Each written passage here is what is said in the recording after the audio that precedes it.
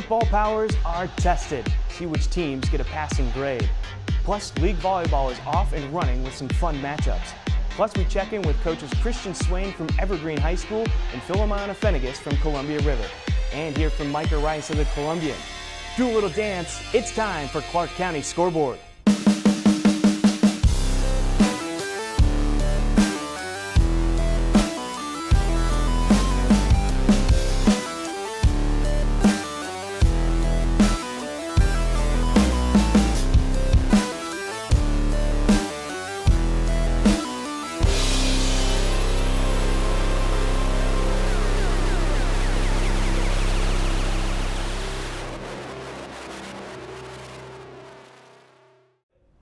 Hello and welcome to Clark County Scoreboard.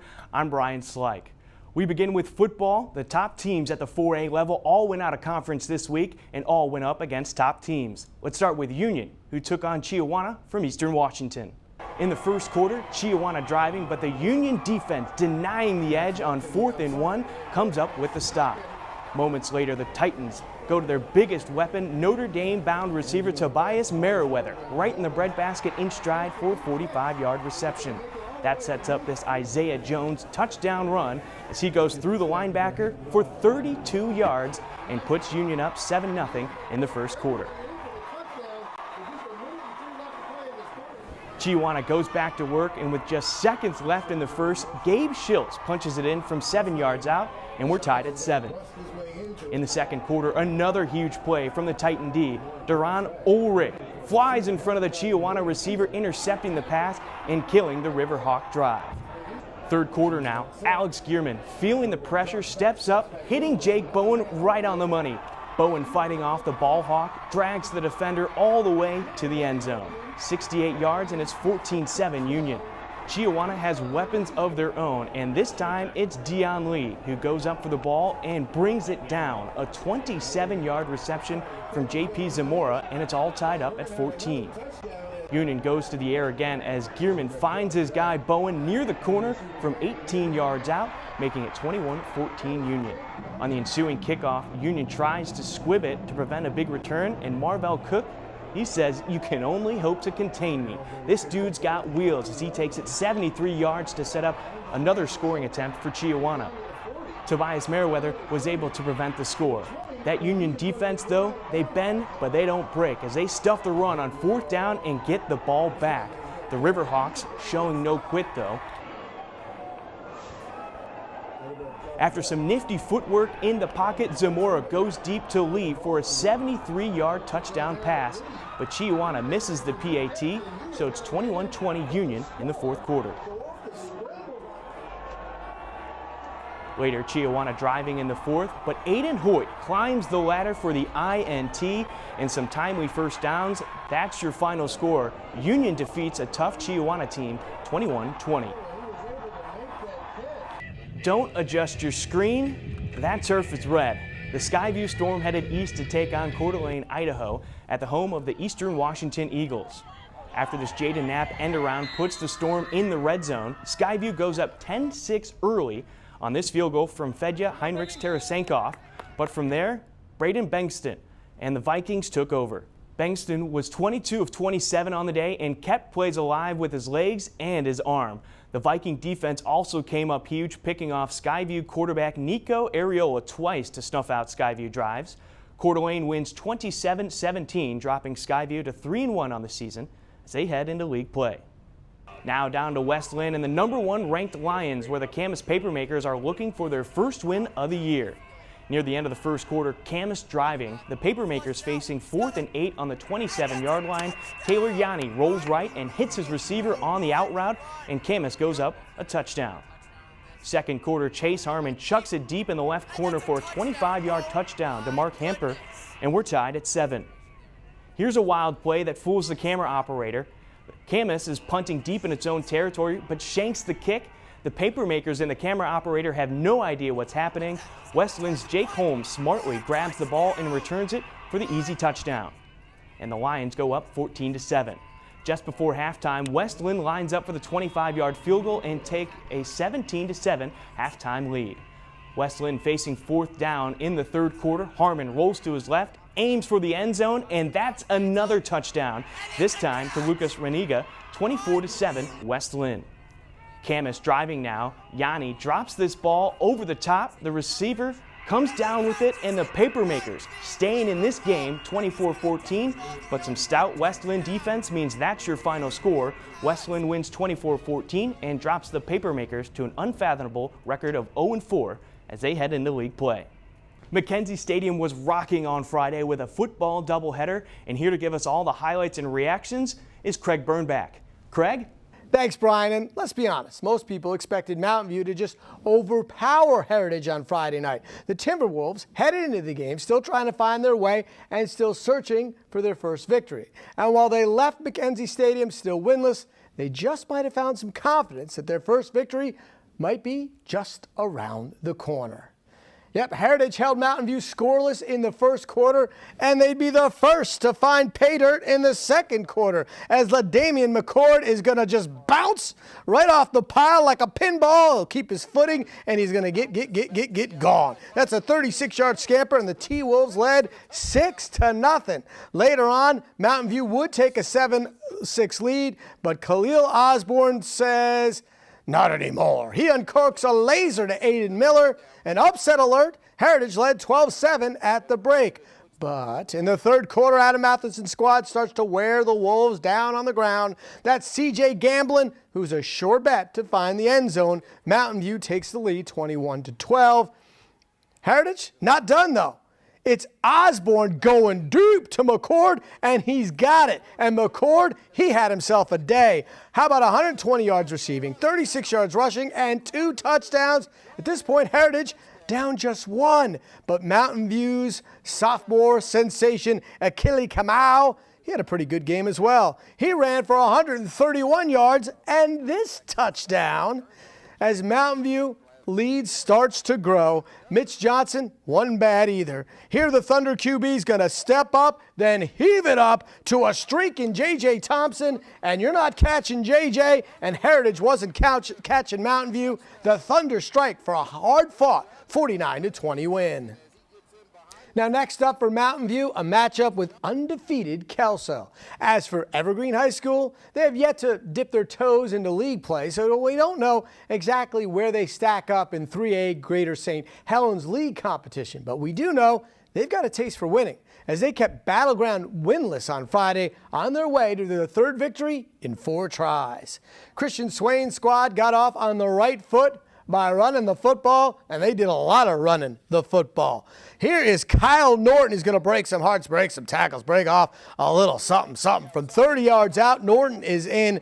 And watch Norton. He's a bit pumped up. And you know what? He had a right to be pumped up. He rushed for 163 yards on the day. Later, it's Royal Wilson looking like a king as he's untouched and scoring. Evergreen led 13-0. Later, it's back to the ground, but this time to the fullback, Tai Fa'alavaio, who's not tall, but he plays huge. This compact running back's not going to be denied. He's in, and it's 20-0, Plainsman. Battleground tries to battle back into this one as it's Cameron Spencer with a picture-perfect pass to Angel Lopez, who's floating into the end zone from 42 yards out. BG had their first touchdown of the game, but not enough, as Jonathan Landry's going to ice this one. He flips into the end zone from 4 yards out. Evergreen wins it 27-18 as Coach Swain's team takes another step in the right direction. We ran the ball really well again. It's been kind of a repetitive theme for us this year that we've ran the ball really well and we've played physical.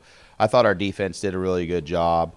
Kyle Norton ran the ball really, really well. I would say overall team MVP for the game was definitely Kobe Cast. He was dominant on both sides of the ball up front. But just if we're just looking at the offense, Kyle ran really well again. I felt like overall we played a solid game. We're just going to keep getting better at what we do. I think we've kind of found our identity as a football team. We're going to keep getting better at the fundamentals, blocking and tackling, and just keep working hard, working on our team culture, getting guys to play unselfish and do their jobs, and nothing extraordinary, just business as usual. Next up for Coach Swain and Evergreen, a huge test as they take on Union on Friday night at McKenzie Stadium. Of course, we'll be right back here on the EPS desk next week to share some fall sports highlights on the Clark County Scoreboard. But for now, I'll send it back to you, Brian, at VPS. Let's go out to District Stadium for Kelso versus Prairie. Kelso gets it going in the dusk. Connor Noah takes a swing pass 30 yards, bulldozing his way into the end zone, 6-0 Highlanders. Second quarter, and check out this catch from Zeke Smith. Despite the tight coverage from Prairie, he makes the grab, and that sets up another Kelso score. Hunter Latier on 4th and 15 being chased, hits Colby Cooper for the score, 13-0 Kelso. After a bad snap on a Prairie punt, Latier does it himself this time, scampering in from 19 yards out. It's 19-0 Highlanders. Another amazing catch here. Latier rolling out, puts it on the money, and the receiver grabs it, but check out his toe. On the line, the ref is right there on top of it. One more look, and it's a good call. Later in the third quarter, no single man can bring down Connor Noah, who's in for 6, and it's 33-0 Kelso. Finally, it's Prairie's turn. The Falcons cash in on this 65-yard pass and run to Thor Stepina. They evade the shutout, but Kelso wins 33-8. The fall soccer season has already brought us some fun matches, and as always, near the top of the 2A Greater St. Helens League are the Columbia River Rapids. Joining me now to talk about his team's chances is head coach Filomon Afenegus. Filomon, thank you for joining us. I'm doing great. Thanks for having me on. The women's team is 4-1 already on the year, with the only loss coming to Ridgefield. How do you feel about your squad so far through the season? Really good. I mean, I feel like, as much as you want to win every single game, I mean, more so, it's about improving and progressing. And I feel like we're definitely doing that. And if we continue on that trajectory, then, come playoff times, then we'll be in good shape. Who are some of the players that have really thrived for you this season, Coach? Well, it's kind of hard individually to pick out a few, but I mean, collectively, the whole back line has done an amazing job. I mean, I think we've conceded 2 goals so far. And so our back line has done an amazing job. Our midfield is in front of them, who are protecting them. And so, collectively, I think defensively is one of our strengths. And so everybody back there has done an amazing job. You've had success for both the boys and the girls soccer programs with 3 state titles combined. What do you believe has led to that success? I mean, we've had a lot of talented players come through, right? In order for us to hit high heights of winning state championships or district titles or, any of those types of things, you got to have players who are, putting in work year round. And we've definitely been blessed and had that on both the boys side and the girls side. And then from there, though, then it's about putting it all together. And it starts with having a great team culture and building team chemistry. And I always tell our players that if we can get to a point where we're playing for we as opposed to playing for me, then that's where the magic happens. And part of that is that certain individuals have to be selfless and sacrifice a little bit, whether it's maybe not as much playing time as they would hope for or playing in a brand new position. So if players are willing to buy into this whole we mentality that, coupled with good players, then generally good things happen. And I would say that'd be the bulk of our success is those 2 things coming together. Have you ever found it hard to get the players to buy into your system? I think maybe earlier on it was a little bit harder, but I think as they have seen the success of the program, I think they're more willing to buy in. I mean, with the state championships and the district titles and get to a point like where that is just a cultural expectation. And so seniors who've been part of the program for 4 years and juniors who've been part of the program for 3 years, it's not even so much just me or we as coaches teaching it. A lot of times it's our leaders just modeling it and reinforcing it verbally. So it just kind of sustains itself at this point. But when you're coming into a new program and you want that to be the culture, it takes some time to really be able to have that integrated into the DNA of your program. Coach Afenegus, that sort of rolls into my next question.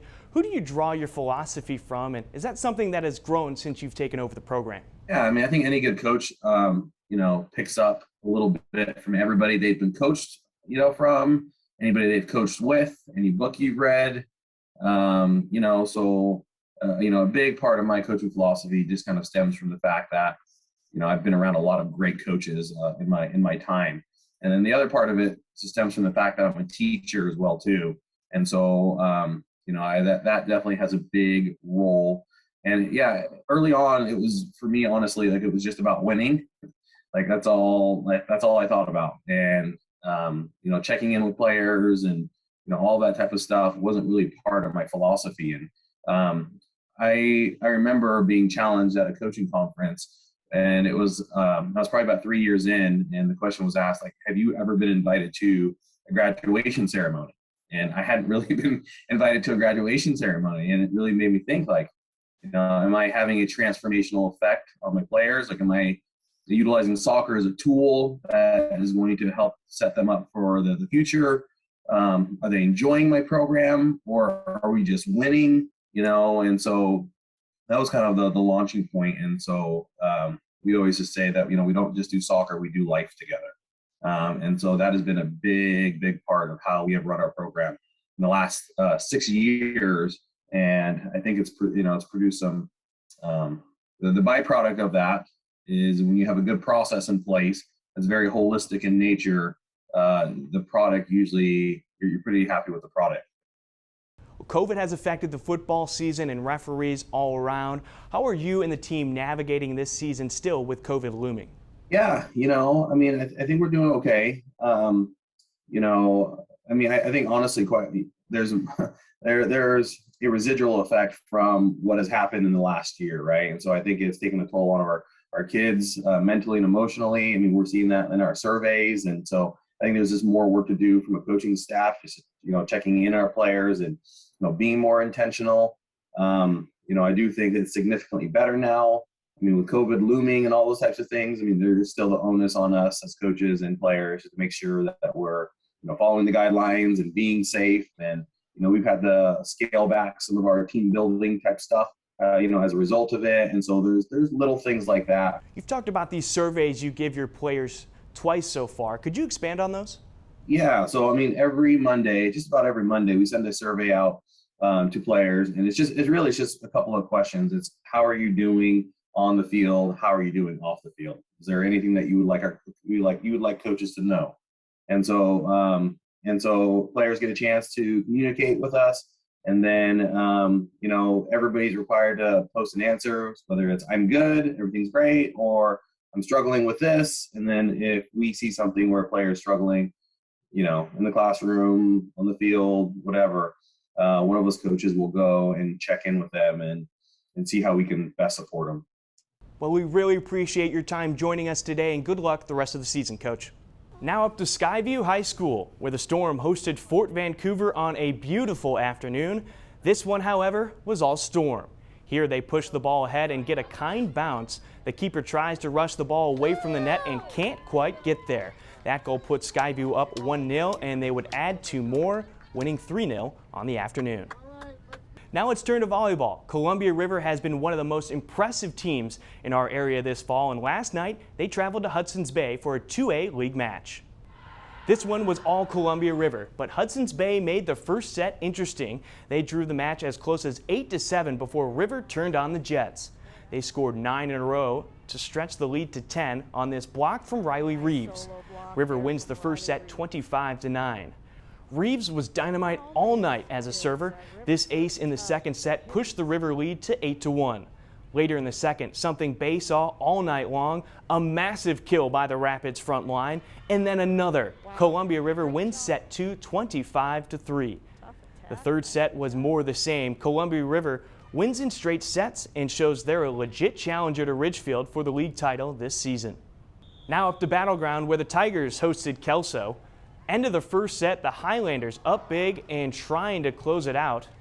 But here we've got a spirited volley back and forth between these two squads. All of that before Bella Hadler closes things out definitively with the big kill right here. No Tiger has a chance on that one, and the Highlanders take the first set. Second set now, and the Tigers are serving. The teams go back and forth, but like it was all night long, this one goes the Highlanders' way. The volley ends with a Bella Hadler spike and a 2-0 set lead for Kelso. Battleground has one last chance to keep the match alive, but the Highlanders keep coming. After a long rally, this one is in the net, and Kelso takes the sweep. After an impressive showing at a state tournament last week, they look to be front-runner for the league title. It's been a wild week with lots of fun matchups ahead of us. Joining me now to talk all about it is the sports editor for the Columbian, Micah Rice. Micah, thanks for joining us. I'm doing well, trying to stay dry, but easier said than done. Camas lost another tough game to an Oregon opponent and now stand at 0-4. What's the narrative there, and what do you think this squad can do to turn it around in league play? Well, yeah, I mean, they definitely can, because look at the quality of the opponents that they've been playing. They've been basically playing a who's who of Oregon football powerhouses. West Lynn is right up there with the other schools they face, Jesuit, Clackamas, and Central Catholic as being a really solid program. And so we always knew that Camas was really jumping into the deep end to start this season with going and seeking out those types of programs to open their campaign. And so I think they'll be well seasoned when they get into league play here. And so I would not read too much into an 0-4 start at Camas, considering the level of competition they've faced. Now, obviously, we knew there'd be some growing pains with a new coaching staff and the turnover there, and kind of the getting used to a new cast of characters that every team does during after an off season. But I think they're a program that can definitely get things going, and will be finding victory very soon. Ridgefield won handedly. Columbia River and Hockinson both picked up their first wins. What are your thoughts of the GSHL at the 2A level? Well, I think Ridgefield is obviously the team that everyone's gunning for now. They've had an incredibly impressive start to the season, especially with a big win over Hockinson, 35-0 to start league play, not this Friday, but the previous Friday. I went out to Ridgefield's practice last week and was chatting with their coach, Scott Rice, and we were talking about the different dynamic that a big win like that early in the season has versus if it were to happen, say, in the league finale or late in the season. Ridgefield put their marker down with that win, and now that they know that the target is on their back, and they're going to be getting every team's best shot every week from now on. So the expectations have definitely been raised out for the Spudders. Fort Vancouver got unfortunate news in what was supposed to be their final home game of the season. Micah, could you tell us a bit more about that situation? Well, news came out today that their football game scheduled for home, which was going to be their last home game this Friday, it's now going to be played up at Castle Rock after a small sinkhole opened on the turf field just today with the heavy rain overnight. And it's not a big sinkhole. It sounds a lot scarier than it is. I spoke with Fort AD James Ensley, who said it's about a foot to 18 inches, and they expect to have the damage fixed this week. But out of an abundance of caution, and also with officials being in short supply, you want to, if you have to move a venue, you want to make sure that's taken care of pretty quickly. So instead of Castle Rock coming down here to Vancouver to face the Trappers, that game is now going to happen up at Castle Rock on Friday. Soccer at the 2A level continues its stronghold in Washington with 4 teams within a game. How do you see the league playing out? Well, obviously, Ridgefield is off to a great start, but you can never count out the perennial power in Columbia River. And so I think those two teams are going to be within a game of each other the entire season. And when they clash, it's going to have league title implications. And so really a lot of high quality soccer being played at the 2A level. And obviously Ridgefield, they've scored I think 18 goals over their past 2 matches. And then they got a standout performance from their goalkeeper, Josie Renta, the previous week, who came through in a penalty kick shootout as the Spudders were able to outlast RA Long. And so, really impressive start to that, but never count out Columbia River. They're there every year. Well, Micah, what games on the hardwood, the pitch, or the gridiron are you keeping an eye on this week in Clark County? Well, the most interesting game this week in football is not actually in Clark County. It's going to be Mountain View and going up to Kelso in a game that could very easily decide who wins the 3A Greater St. Helens League. This past Friday, Kelso came down here and put together a really impressive win over Prairie. 33-8, dominated all facets of the ball. So Kelso really putting down a marker. At the same time, Mountain View was a lot of ours. If you depend on who you ask, a lot of people picked Mountain View to win the 3A GSHL in football, but the Thunder had a little bit of a surprise test by Heritage. They were actually trailing in that game 12-7 at halftime before coming through with a dominant second half and eventually running away with that game. But Mountain View going up north to Kelso this Friday definitely has 3A GSHL league title implications on the line.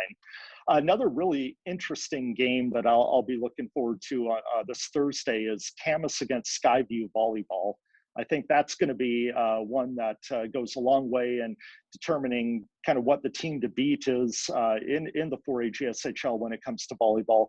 Camas off to a great start this season. Skyview similarly off to a good start, and they have a Division I player in Tyra Schaub who is a threat anytime the ball goes her way. And so expect that to be a very highly competitive and entertaining volleyball match on Thursday. The Columbian continues to deliver great stories, and this week is no different. Your feature this week talks about a runner overcoming COVID.